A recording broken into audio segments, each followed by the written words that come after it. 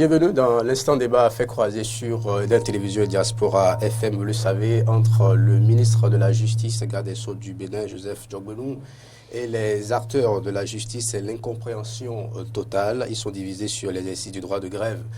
Dans le secteur judiciaire, à l'origine, le retrait du droit de grève aux magistrats et à d'autres fonctionnaires de l'État acté par le Parlement l'année écoulée.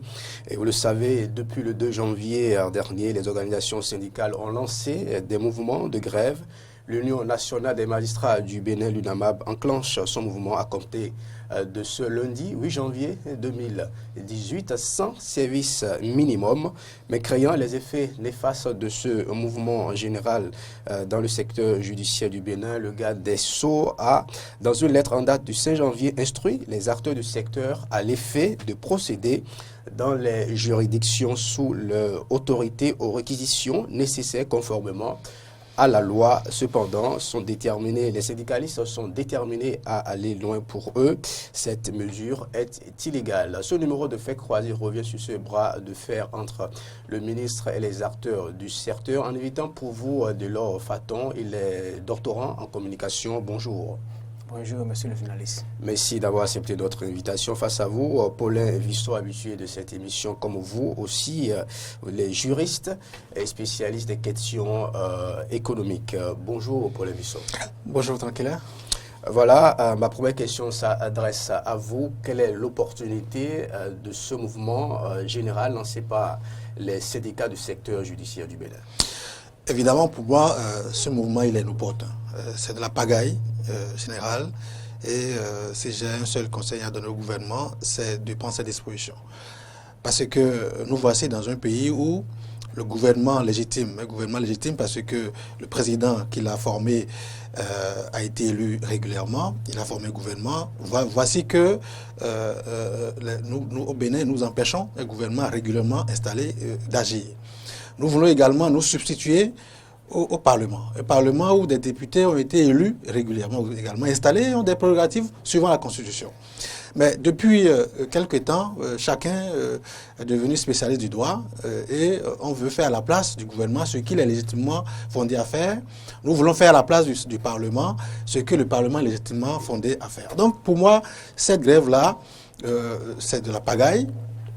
Et je voudrais que nous puissions, les personnalités ou les personnes quand même qui ont une certaine fibre patriotique doivent pouvoir intervenir pour qu'on comprenne. Parce que vous l'avez fort à propos rappelé tout à l'heure, un gouvernement, un ministre de la Justice qui prend un acte de réquisition et au lieu que de saisir l'instance qui est chargée de réguler les rapports entre les institutions du Bénin, c'est-à-dire la Cour constitutionnelle en l'occurrence, on ne le fait pas et on s'oppose donc à un acte administratif. Vous savez, au Bénin, et comme dans tous les pays démocratiques, lorsqu'un pouvoir agit, il y a toujours une voie de recours. Donc, si nous avons décidé que nous voulons faire de la démocratie, donc nous voulons être dans un régime démocratique, nous devons pouvoir faire de la loi, n'est-ce pas, l'élément primordial. Tout le monde doit se soumettre à la loi. C'est-à-dire que lorsque le gouvernement prend une décision, ceux qui se sentent lésés saisissent l'instance chargée de la régulation. Et si l'instance rend une décision, par exemple, et que le gouvernement s'oppose à appliquer cette décision, je peux comprendre que les gens décident d'aller en grève. Donc, franchement, moi, je ne nous comprends plus. Je ne sais plus ce que nous voulons au Bénin.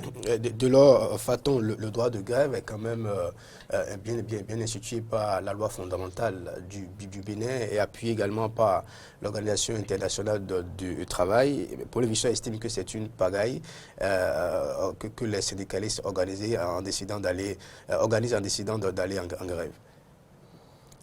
Je ne partagerai pas certainement les mêmes avis que M. Vissot pour plusieurs raisons. Mais avant d'opiner sur sa position, je voudrais quand même signifier que cette grève du moins qui a commencé depuis le 2 et qui reprend aujourd'hui est inutile.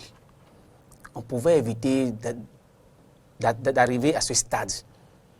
Parce que, comme je l'avais dit ici la dernière fois et à plusieurs endroits, il serait vraiment dommage pour le Bénin qu'on commence une nouvelle année avec la grève, avec la crise. Et malheureusement, tel est le cas aujourd'hui. Nous avons commencé l'année 2018 avec la crise, ce qui est dommage. Ce qu'on n'aurait jamais souhaité que ça se produise, parce que si une année commence avec la crise, soyez sûr d'une chose, elle finira certainement par la crise. Même si elle ne finit pas par la crise, elle ne nous promet pas un avenir radieux. Alors, est-ce que la grève est une pagaille? Je ne pense pas, elle n'est pas une pagaille. À ce jour, la Constitution du Bénin et toutes les lois de la République permettent aux agents de l'État d'aller en grève. Du moins, ceux qui sont aujourd'hui en grève, ils ont encore le droit d'être en grève, de faire la grève. Et la procédure à respecter, ils l'ont respectée à ce jour. Parce que la nouvelle loi qui est votée par l'Assemblée n'a pas été encore promulguée. Ça veut dire qu'à ce jour, elle n'est pas encore une loi en vigueur. Et si aujourd'hui les hommes de la justice vont en grève, qu'on dit que c'est la pagaille, je ne sais pas, je ne comprends pas sur quelle base on s'appuie pour dire que c'est la pagaille. Parce qu'ils sont conformes à la loi en vigueur aujourd'hui. Et si la loi en vigueur leur permet de faire la grève parce qu'il y a mécontentement et qu'ils ont à respecter la procédure normale, je ne vois pas en quoi ils sont de faire la pagaille. C'est-à-dire que d'abord sur le plan normatif, ils sont dans leur droit. Maintenant, une loi a été votée à l'Assemblée, du moment où la loi n'a pas encore été promulguée, ou bien du moment où elle n'a pas été promulguée, elle n'est pas une loi pour qu'on fasse recours à la Cour constitutionnelle. Ça veut dire que c'est quand ce serait une loi que les acteurs pourront faire recours à la Cour constitutionnelle pour demander à avoir l'avis de la Cour. Mais du moment où la loi n'est pas promulguée, elle n'est pas encore dans le droit positif béninois. Et si elle n'est pas dans le droit positif béninois, je ne vois pas comment les hommes qui sont concernés par cette loi pourraient faire recours devant la Cour constitutionnelle. C'est-à-dire que sur ce plan aussi, je ne suis pas du même avis que M. Vissot. Maintenant, quand on évolue, je pense que ce qui nous a conduit à ce jour, on pouvait carrément l'éviter. Parce que les signaux étaient clairs que si le gouvernement ne respectait pas le mémorandum envoyé par les gens de la justice et aussi le principe de négociation qui a été acquis par le chef de l'État avec les gens de la santé, la crise allait venir. Et qu'il aurait fallu simplement qu'on fasse la négociation et qu'on fasse montrer à la face du monde, au peuple béninois, que les négociations ont échoué et que les acteurs sociaux n'ont pas voulu entendre raison et que le gouvernement, malgré toute sa bonne foi, a échoué. Si on avait fait les négociations et qu'on avait le résultat des négociations, aujourd'hui, si une loi venait à être votée, on ne serait pas en train de faire le débat et on ne serait pas en train d'avoir la situation que nous vivons de ce que nous vivons aujourd'hui. Parce qu'une chose est claire, le Bénin a un principe qui a valeur constitutionnelle, qui est le consensus. La négociation fait partie d'une de nos valeurs fondamentales. Et si un gouvernement refuse de négocier de manière franche et honnête avec les acteurs sociaux, je vois que le gouvernement a ouvert le lit à la crise, à l'affrontement. Et c'est à quoi nous assistons aujourd'hui. Parce que, qui vous souviennent, entre les hommes de la justice et le gouvernement, c'était le 31 passé que le mémorandum prenait fin. Est-ce que le ministre de la Justice est sorti pour nous dire, de la date de leur moratoire au 31 décembre passé, qu'est-ce qui a été fait? Personne ne nous a dit le point de négociation pour qu'on sache ce que le gouvernement a offert. Parce que le fond de la question que nous vivons au Bénin est clair. Il y a malaise. Il y a malaise dans un secteur. Et ne nous leurrons pas. Ce que les acteurs du monde syndical revendiquent, ce n'est pas quand même de l'extraordinaire. Ils veulent qu'il y ait les meilleures conditions de vie. Et ils travaillent pour eux. Je pense que si nous prenons le cas spécifique des magistrats, je pense que c'est des gens qui sont mieux payés. Si on doit parler de leurs conditions comparées aux conditions de travail, de vie, par exemple, des acteurs de la santé, ce n'est pas la même chose. Donc c'est un problème important qu'il faut rappeler. Tout à l'heure, Delors Faton estime qu'il pense qu'il y a une rupture de communication entre les deux parties, source, bien entendu, de ce que nous vivons actuellement. C'est possible, mais avant d'en arriver là, je voudrais quand même préciser ma pensée. La grève en tant qu'institution n'est pas une pagaille, mais telle qu'elle est exercée aujourd'hui dans le cas d'espèce, à mon avis, c'est une pagaille. Pourquoi? Il a rappelé tout à l'heure pour dire que la loi a été votée et le processus législatif fait que lorsqu'une loi est votée, elle est transmise au président de la République qui doit vérifier sa conformité à la Constitution auprès de la Cour constitutionnelle. Et une fois que cette formalité-là est accomplie, la loi est promulguée et ensuite publié au journal officiel. Tant que cette étape n'a pas été franchie, la loi juridiquement n'existe pas. Et une loi qui n'existe pas ne peut pas créer du préjudice au point de susciter une grève. Donc, à la date d'aujourd'hui, c'est une grève prématurée, à mon avis, prématurée parce que elle n'a pas pu, la loi qui est querellée, n'a pas pu exister au point d'aller créer un préjudice. Je comprends que à l'étape actuelle, les magistrats ou tous autres acteurs concernés, ils peuvent manifester, ils peuvent faire des déclarations publiques, marcher, exprimer leur mécontentement, mais tout sauf aller en grève et encore sans service minimum. Parce qu'à partir d'aujourd'hui, à l'heure où nous parlons, la loi n'existe pas. Alors, une loi qui n'existe pas ne peut pas créer du préjudice. Quel est le préjudice que les magistrats ou le personnel judiciaire ou les agents de la santé ont subi du fait de cette loi pour aujourd'hui décider d'arrêter le travail et donc créer du préjudice au peuple béninois? C'est la logique. Le droit, c'est de la logique pure. Une loi qui n'existe pas ne peut pas créer de préjudice. C'est pourquoi je pense que... Ils vont en grève peut-être pour attirer l'attention de la Cour constitutionnelle sur le... Mais pour attirer l'attention, pour attirer l'attention, j'aurais préféré par exemple une marche sur la Cour constitutionnelle. Je peux comprendre... Eux, ils ont choisi d'aller en grève. Mais c'est pas normal, justement, parce que nous autres... La Constitution leur donne ce droit. Mais c'est ce que je vous dis, c'est en cela... d'accord avec, en tout cas, la gouvernance de l'État central, on leur donne ce droit d'aller en grève. Monsieur Benotin, c'est pourquoi je parle de pagaille, justement. Quel est le préjudice que cette loi, du simple fait de son vote, leur a créé? Dites-le-moi.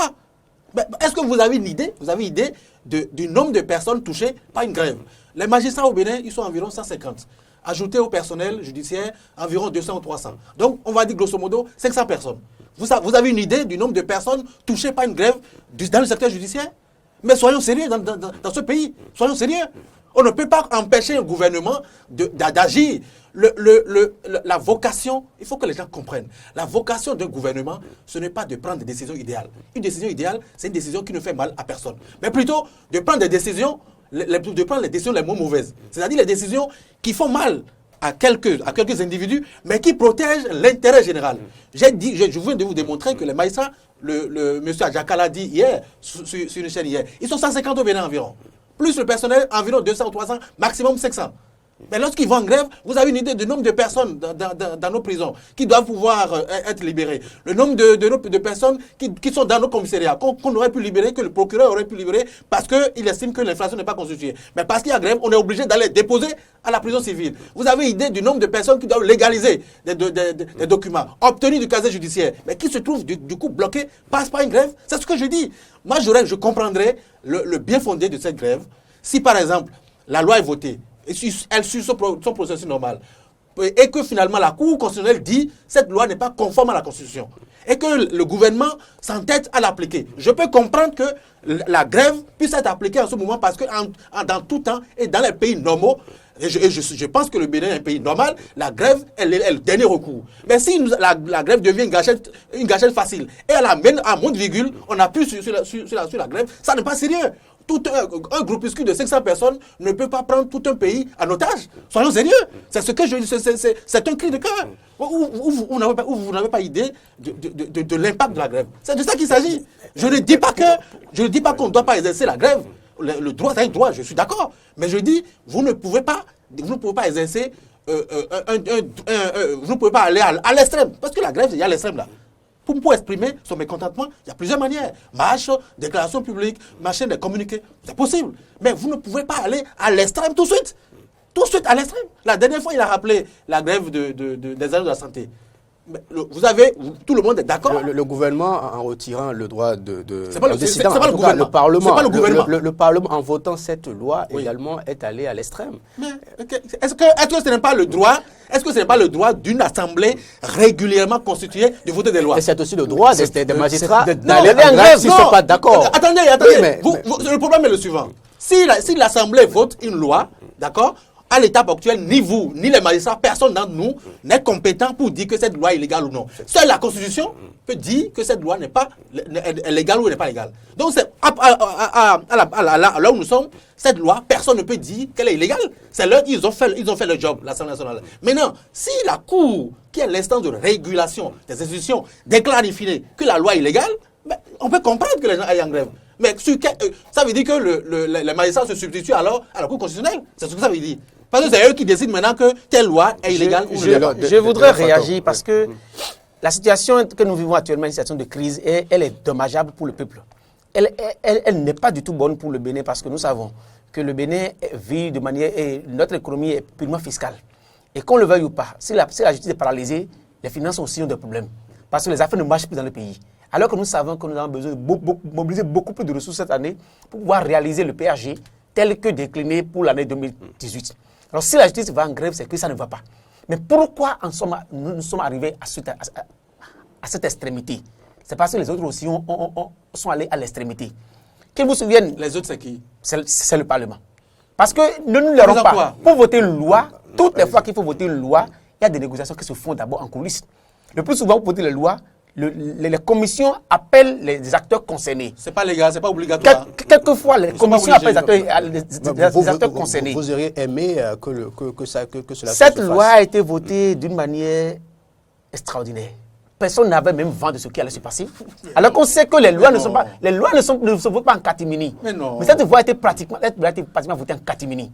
Parce que pour voter des lois, le plus souvent, quand même, on a quand même idée du projet de loi. On connaît au moins le projet de loi avant que ça ne soit transmis. Et tout le processus, on connaît au moins, le plus souvent même, il y a des ateliers qui sont faits sur des lois où les députés ont débattu des lois. Et à des moments donnés, on invite des acteurs, des professionnels à venir opiner sur la question avant qu'on le déclenche. Mais cette fois-ci, la loi a été votée en toute catimini. Et cette catimini a donné une réaction. Nous ne l'aurons pas. En démocratie, chaque acteur joue son rôle. Et le Parlement a joué son rôle, c'est leur droit de jouer leur rôle. Mais n'empêchez pas les organisations de la société civile de jouer leur rôle. C'est de lobby qu'il est question. Parce que là où nous sommes actuellement, si les acteurs concernés par la loi pensent que ce n'est pas la grève qui vous fait le lobbying, ils sont encore dans leur droit. Et je reprécise, à ce jour, la Constitution et les lois du Bénin leur permettent d'aller en grève. Mais ce qui est sûr, cette grève, elle n'est pas bonne, elle n'est pas la bienvenue pour le Bénin actuellement. Ce que je pense et qui serait utile et opportun aujourd'hui, c'est qu'on renoue le dialogue. Parce qu'une chose est claire, même si la loi n'était pas votée... Peut-on renouer encore le dialogue alors oui, que la loi je l'ai précisé. Nous avons au Bénin le consensus qui est à valeur constitutionnelle au Bénin. Et nous savons que de tout le temps, la négociation était toujours l'une des grandes armes de ce pays. Et je pense que le chef de l'État, à un moment donné, a pris une posture d'être le recours. Il a rencontré les hommes de la justice, il a rencontré les hommes de la santé. Avec eux, il a discuté. Il y a eu, je dirais, un point qui a été fait à un moment donné entre les deux acteurs. Je pense qu'actuellement, il serait préférable que le chef de l'État renoue encore le dialogue. Parce que rien n'est encore perdu pour le moment. Nous sommes en début d'une année.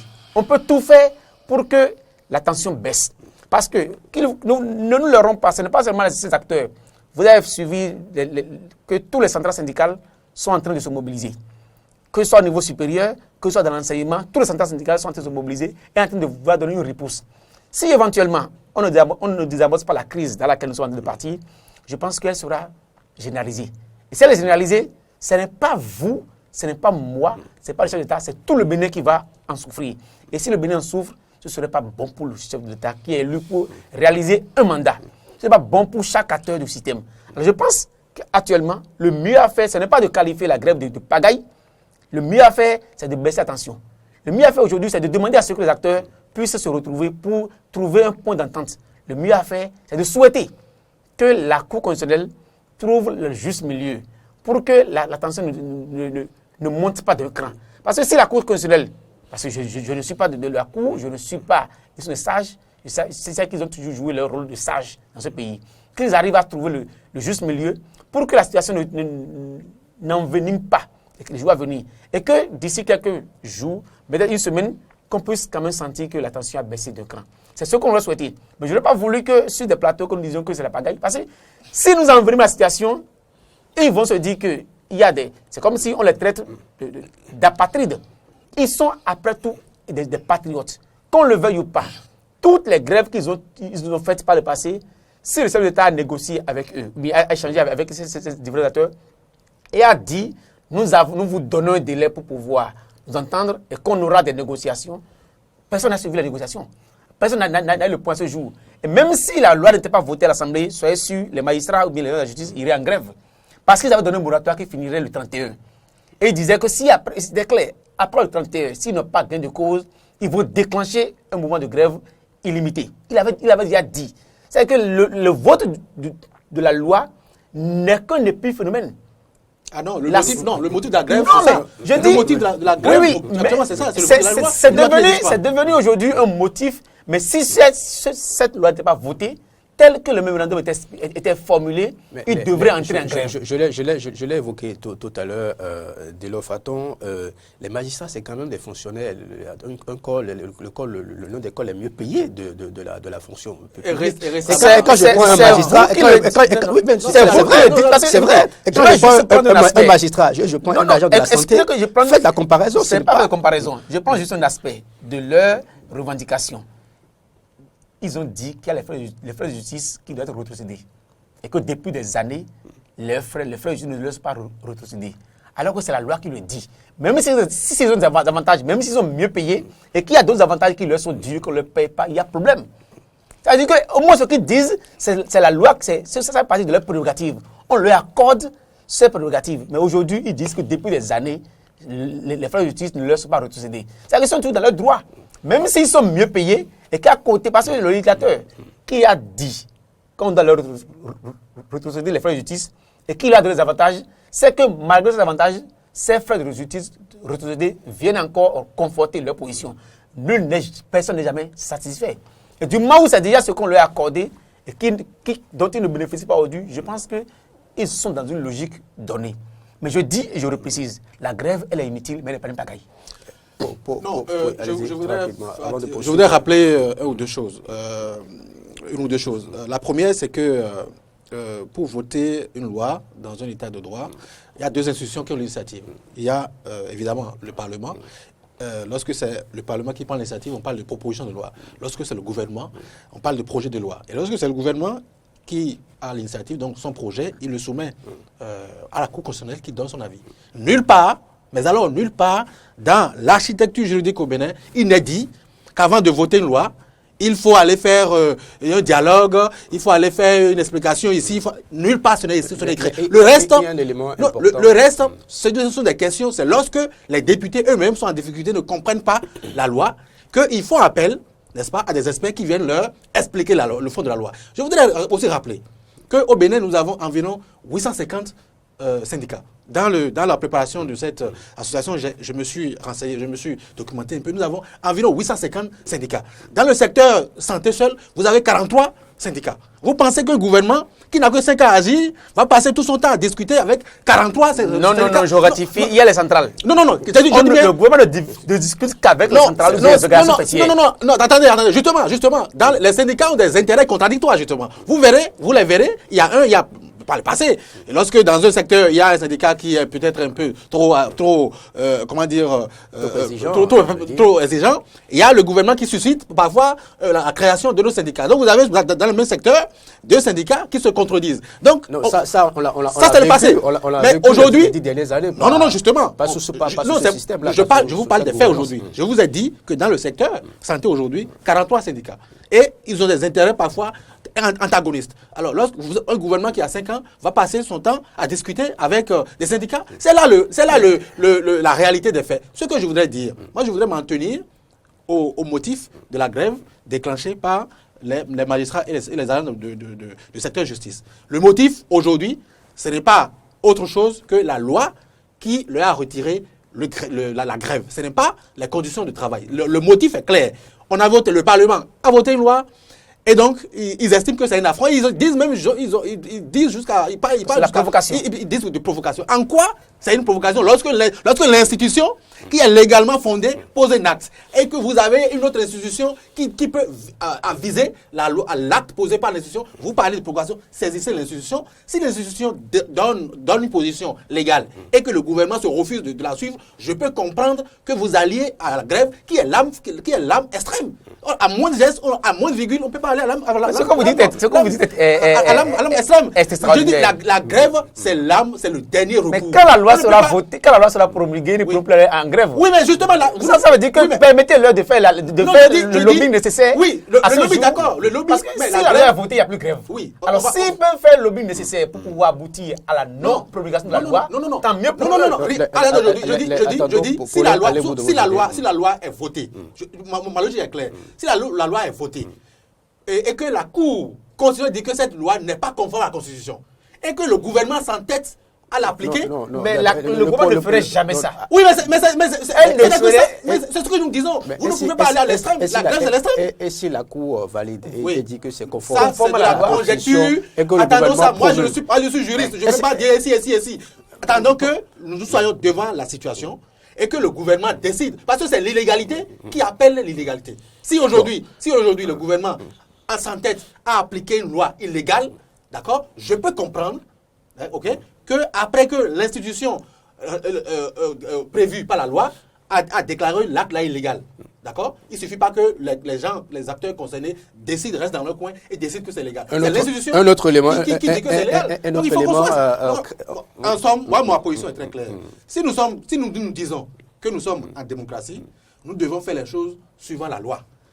À la date d'aujourd'hui, la Constitution qui a voté une loi, elle peut voter toutes les lois qu'elle veut. La Cour constitutionnelle est là pour sanctionner. Et si après la sanction de la Cour constitutionnelle, le gouvernement s'entête, je peux comprendre qu'on aille à l'extrémité. Mais à l'état là, je dis c'est une pagaille. Sur un autre plan, craignant les effets néfastes justement de ce mouvement général lancé par les syndicats, le ministre de la Justice a brandi la mesure de réquisition, justement, une mesure qui a été rejetée par l'UNABAB et les autres syndicats. La réquisition, vous le savez bien, est réglementée par la loi numéro 2001-09 du 21 juin 2002 portant exercice du droit de grève en République du Bénin. En son article 14, l'article 14 stipule, je cite, sont considérés comme services essentiels, ceux relevant de la santé, de la sécurité, de l'énergie, de l'eau, des transports aériens et des télécommunications, exception faite aux radios, télévisions privées. Pourquoi donc le ministre fait-il recours à cet article-là pour exiger l'arrêt du droit de grève? Ça, c'est une analyse faite par le juriste Prince Agbodian. Je laisse d'abord Delors Fatou répondre à la question avant de vous laisser la parole pour l'invitation. Parce que dans cet article, je ne vois pas le secteur de la justice. Vous savez, on ne peut pas tout régler par la force. C'est parce qu'on est fort qu'on doit utiliser de manière permanente de la force. Il semble que nous sommes en train d'aller nous sommes en train d'assister à un système de forcing partout. Le ministre de la Justice a voulu faire du forcing, a voulu user du pouvoir qu'il a aujourd'hui pour faire taire ou bien pour plier les autres. Mais il est dans sa corporation avec les siens. Et ils se connaissent assez bien. Ils connaissent tout le roi de la loi. Je ne sais pas comment le ministre de la Justice puisse chercher quand même à agir avec les hommes de droit comme s'il a fait avec des gens qui ne comprennent pas le droit. Parce que l'article que vous avez lu est clair, ceux-là ne sont pas concernés. Et même s'ils étaient concernés, là nous sommes aujourd'hui, nous sommes dans une crise. Et quand il y a une crise, il faut utiliser la stratégie de crise. La crise est déjà présente. On ne peut pas continuer par enfoncer le cou. Je pense que le ministre, il aurait fallu simplement qu'il fasse profil bas. Parce que si le secteur est en crise, c'est lui qui en est le plus responsable. Et c'est lui qui sera comptable devant le chef d'État. Le chef d'État sera comptable devant le peuple béninois. Et il aurait fallu simplement qu'il cherche les voies et moyens par lesquels renouer les négociations. Parce que les négociations ont échoué ou bien n'ont pas prospéré. Il peut trouver le moyen de renouer les négociations. Mais s'il continue toujours pas aller dans le forcing, je pense que la situation va davantage s'envenimer. Et malheureusement, l'aspect qu'il a pris, mais le bout par lequel il a voulu partir, un bout mal choisi. Et soyez sûr, les autres, ils sont dans leur droit de lui montrer, parce que je ne suis pas juriste, mais la réalité est claire. Ils ne sont pas concernés. Mais pourquoi cherche-t-il alors à les mettre dans une loi ou bien dans des conditions qui ne les concernent pas? Apparemment, je ne sais pas si c'est le pouvoir qui le fait, mais depuis quelques années, avec le chef de l'État, l'ancien chef de l'État, Boni Yahi, c'est ce qu'on a assisté. Les cadres ou bien les acteurs qui entourent le président n'ont toujours pas eu la hauteur d'esprit de l'orienter dans le bon sens. Parce qu'actuellement, ce à quoi nous assistons, c'est comme si le ministre de la Justice est en train d'affoncer davantage le clou et de rendre la gestion impossible de l'État. Mais qu'elle aura fait, soyez sûr d'une chose, il n'en sortira pas est indemne.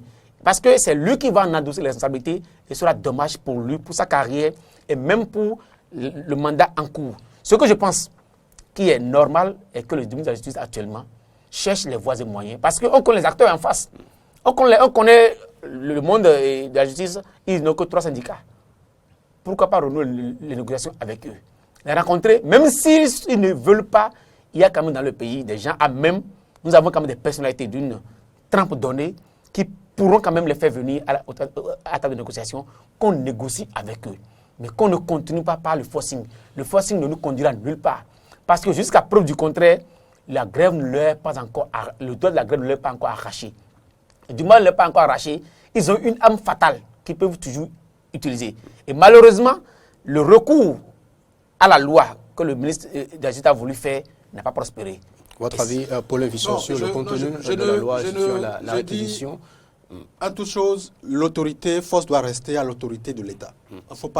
L'État n'est pas un machin qu'il faut... Vous êtes juriste, vous êtes juriste. Je répondrai à votre question. Mais je dis, de façon générale, que l'État, l'autorité de l'État doit être restaurée à tout point de vue et à tout temps. Je ne vois pas en quoi le ministre de la Justice enfonce le clou. Parce que l'État, le pouvoir exécutif notamment, est lié par ce qu'on appelle en droit, qui est un principe sacro-saint du droit administratif, la continuité du service public. C'est parce que nous sommes dans un État où nos compatriotes ne connaissent pas leurs droits. Sinon, toutes les personnes qui ont été victimes, qui ont subi des préjudices du fait des grèves, ils peuvent assigner l'État béninois en justice et ils vont s'en sortir. Si vous avez un parent qui, parce qu'il y a grève, n'a pas pu bénéficier des soins au CRHU, et que ce parent en vient à décéder, vous pouvez assigner l'État béninois et vous allez gagner le procès, il n'y a rien à faire. Parce que l'État a l'obligation d'assurer la continuité du service public. Moi, usager, je n'ai rien à faire avec les magistrats, les santé, je n'ai rien à faire. Si je suis malade, je vais au CRHU, je dois pouvoir bénéficier des soins. Et l'État a l'obligation de garantir cela. C'est dans ce sens que, voulant respecter le principe, l'obligation qui pèse sur l'État de garantir la continuité du service public, il a parlé de réquisition. C'est tout. Et ce qu'on oublie, c'est que la loi, elle est générale. La loi, elle est générale, impersonnelle, elle ne peut pas rentrer dans les détails. Ce n'est pas parce que le législateur, en voulant sortir ça, a oublié que le même gouvernement est astreint à l'obligation d'assurer la continuité du service public. S'il ne le fait pas, l'État peut être poursuivi. Donc, et encore une fois, il ne revient pas aux personnes impactées par la décision prise par le ministre de déclarer que la décision est illégale. Là encore, c'est comme s'il se rend justice à lui-même. Monsieur Bernotin, si vous me devez de l'argent, ce n'est pas parce que vous me devez de l'argent que je vais commencer par vous donner des coups de poing. Je saisis l'institution pour démontrer que M. Bernotin me doit de l'argent et la justice vous condamne avant que je ne rentre dans mes droits. Si ils estiment, les magistrats ou les patients ou n'importe qui, estiment que le ministre ou le président de la République prend un acte administratif qu'ils estiment illégal, vous déférez l'acte devant l'institution judiciaire compétente. Et c'est après que l'institution étudie les moyens, parce que si la décision, la réquisition est déférée devant la Cour suprême, considérée que c'est un acte administratif, déféré devant la Cour suprême, le ministre de la Justice sera appelé à argumenter les raisons pour lesquelles, alors même que la loi n'a pas prévu la réquisition dans le secteur de justice, lui, il le prévoit. Il va justifier. Et les acteurs, les mises en cause, ceux qui estiment que cette décision leur cause un tort, aussi vont présenter leur argumentaire. Et le juge, notamment la Cour suprême, va apprécier.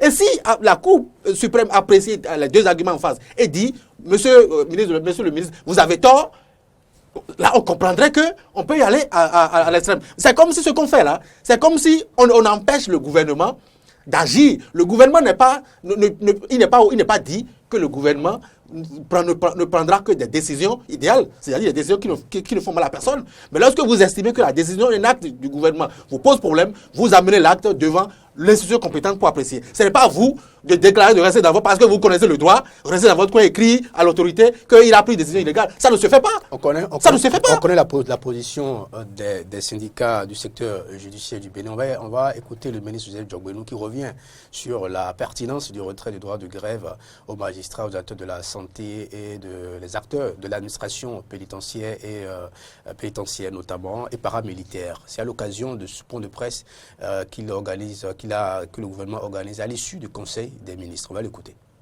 La Cour constitutionnelle a tracé les sillons, les lignes.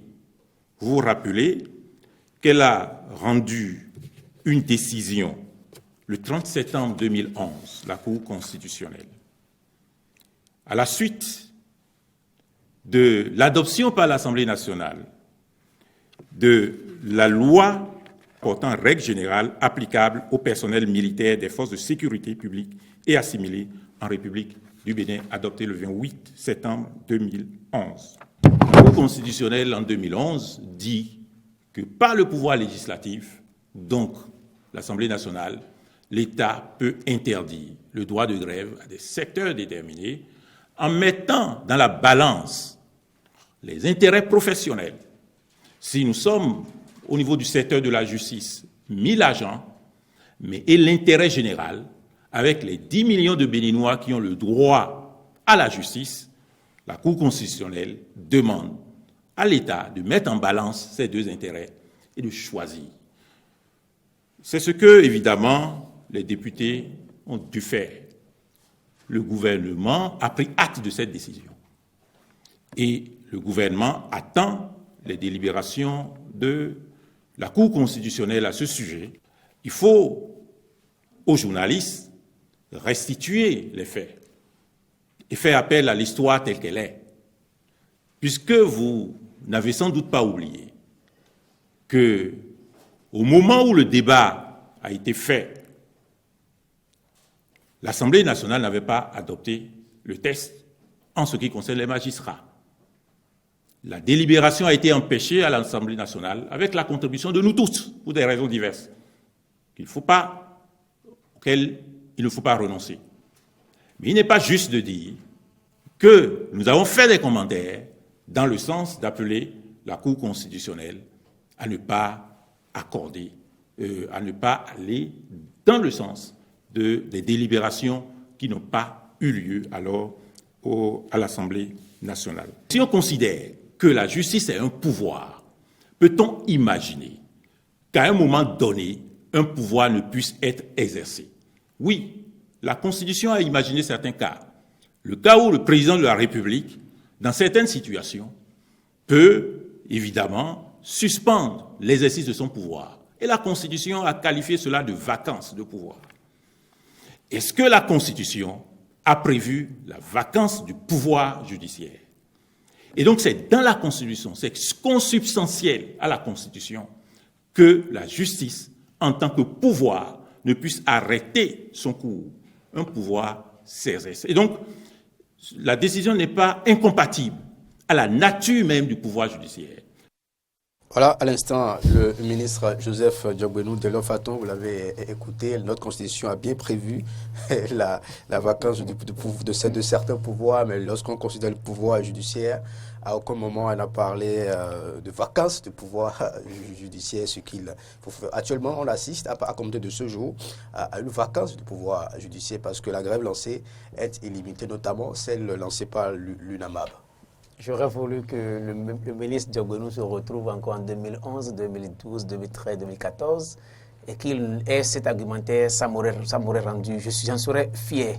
Parce qu'il a contribué entre 2011 2015, 2016, je dirais du même, à empêcher. Si aujourd'hui, le fait de retirer le droit de grève aux magistrats, bien, le fait d'accorder le droit de grève aux magistrats empêche le gouvernement de réaliser le PAG, il faut qu'il se rappelle que par le passé, ce fut aussi le cas.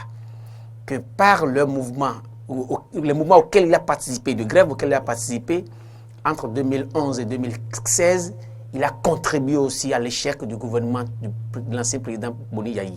Parce que dans son argumentaire, il dit qu'à aucun moment, il n'y a pas de vacances de pouvoir dans le monde judiciaire. Mais dans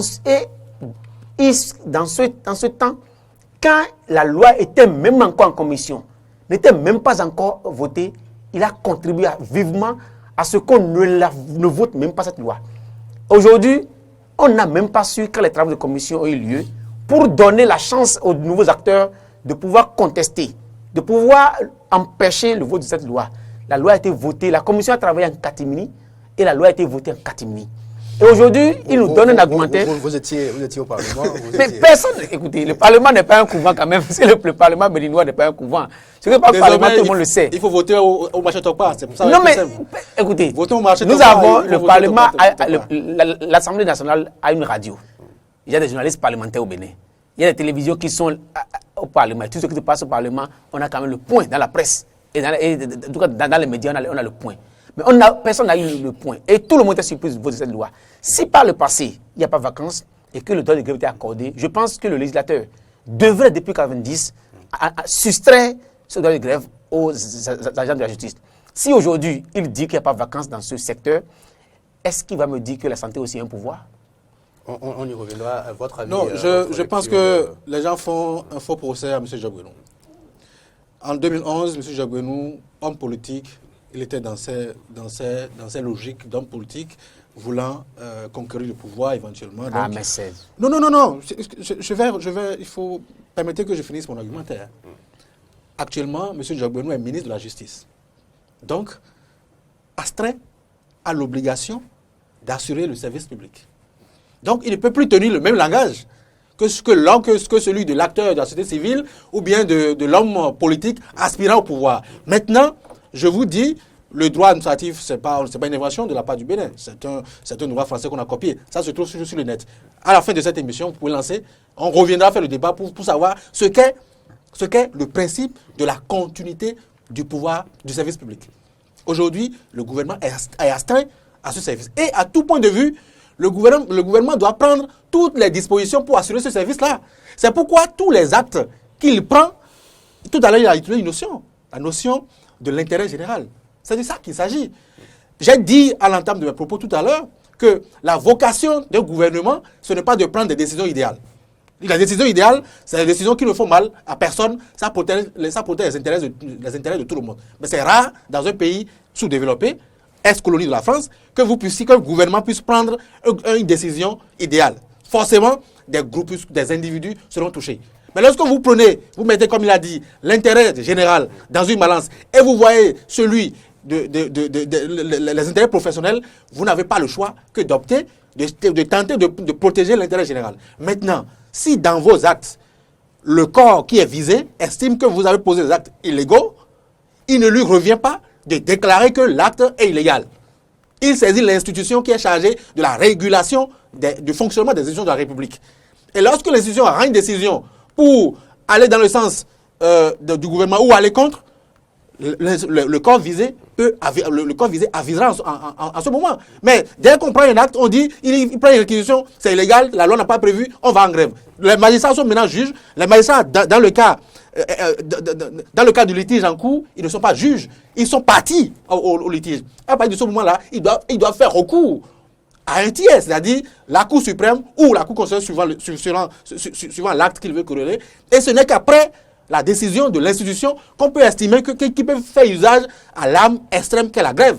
Donc je pense que nous ne pouvons pas vouloir une même chose et son contraire. Si nous sommes dans un état de droit, nous devons tous nous soumettre à la loi. Et au Bénin, la Constitution a prévu qui doit faire quoi dans le cadre du fonctionnement des institutions de la République. Et qu'adviendra-t-il aux différentes audiences si les magistrats ne donnent pas satisfaction à la demande du ministre? Il n'y a rien à dire, le pays est paralysé. Et c'est malheureux. Et c'est pour ça que je dis toujours, recourons au consensus.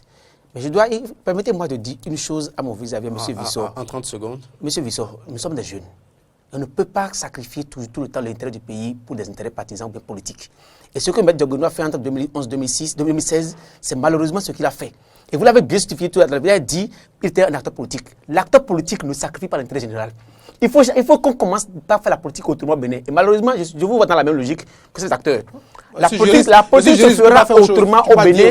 Nous avons une nation à défendre. Nous avons un pays à faire développer. Et si parce que nous avons des intérêts partisans et politiques, il faut sacrifier l'intérêt général, c'est malheureux. J'aurais voulu qu'on fasse autrement la politique de ce pays. Dès lors, à Faton, je rappelle que vous êtes doctorant en communication pour les Vissor. Oui, très rapidement. 30 secondes. Moins de ça, je ferai moins de ça. Je n'ai fait sur ce plateau que du droit pur. Je n'ai rien dit qui soit partisan. J'ai dit, Merci à vous. il faut que les institutions fassent le boulot. Lorsque quelqu'un n'est pas d'accord, il saisit l'institution compétente. C'est tout ce que j'ai développé sur ce plateau. Merci à Je vous. n'ai pas fait Pour usage de ma coloration politique. Sinon, M. Faton aurait peut-être dit autre chose. Merci à vous pour l'invitation. Je rappelle que vous êtes juriste et spécialiste des questions économiques. C'était donc l'instant débat fait croiser sur Eden Télévision.